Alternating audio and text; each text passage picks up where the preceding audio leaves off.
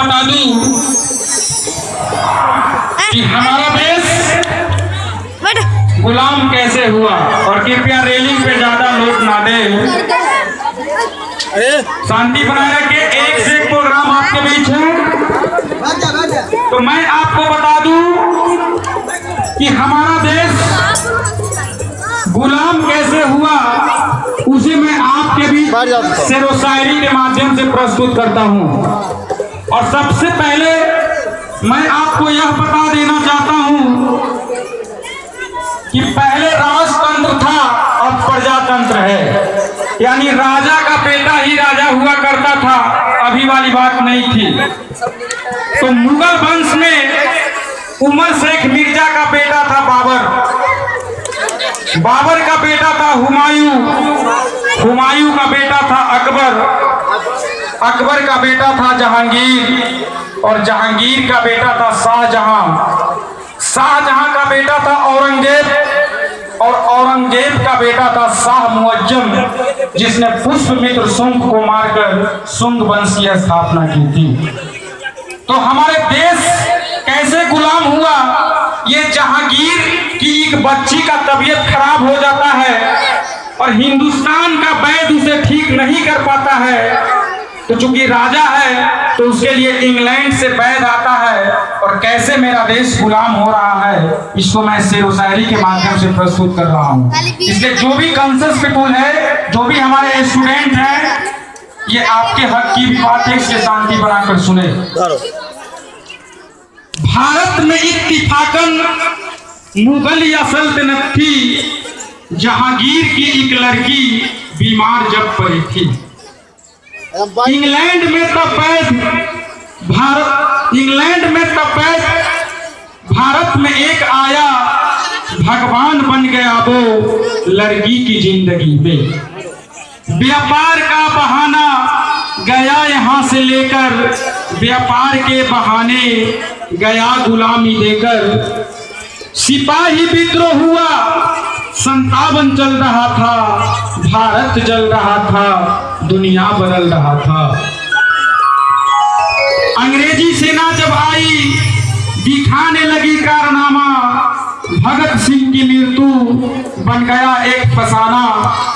लक्ष्मीबाई की मृत्यु पर टिकी थी सब निगाहें, था बात का जो मंजर लाई थी गर्म आए।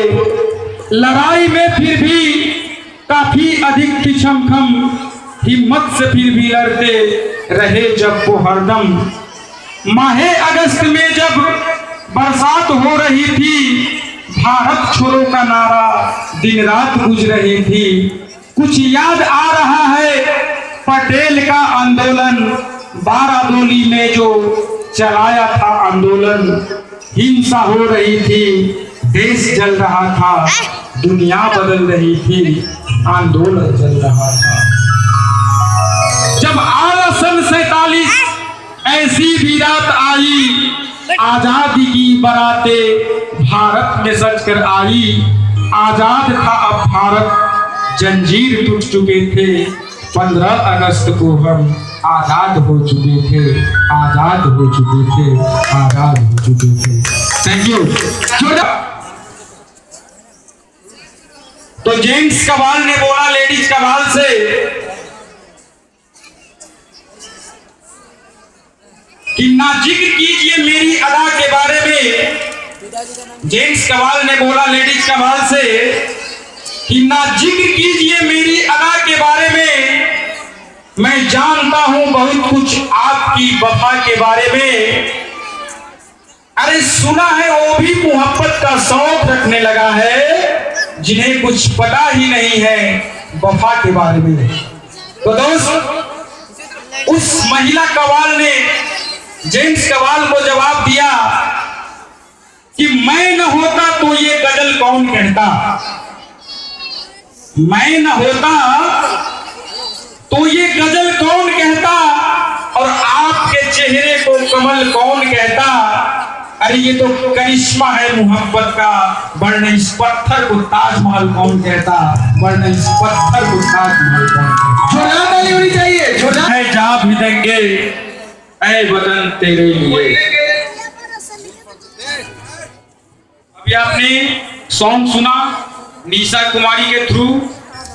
दोस्त अभी जो भी हमारे बड़े बुजुर्ग हैं, आज हमें बहुत अच्छा लग रहा है कि सब लोग मौजूद हैं, क्योंकि साल में एक बार प्रोग्राम होती है।